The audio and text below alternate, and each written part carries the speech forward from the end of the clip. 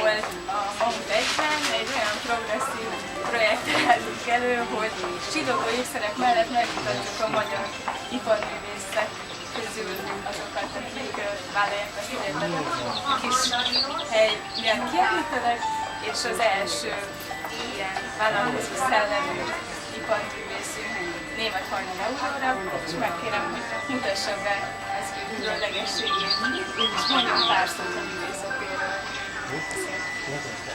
Hát ez a helyzet, hogy szerintem akik itt nagyon figyelnek, mindenki tudja, hogy miről van szó.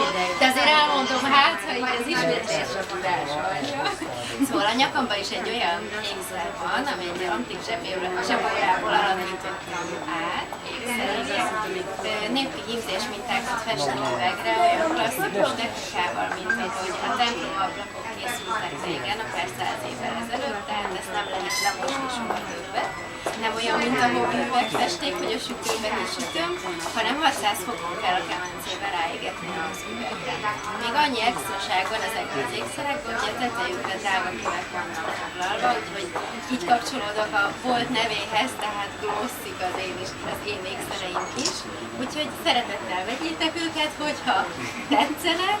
Itt kivettünk egyet, ebbe egy olyan különlegességet szeretnék megmutatni, hogy maga a zsebóraház is nagyon-nagyon érdekes. Tehát itt nem csak egy szimpla fémházat látunk, hanem egy miellóval készült, tehát egy ilyen zománcfestés berakással, a minta, ami rajta van.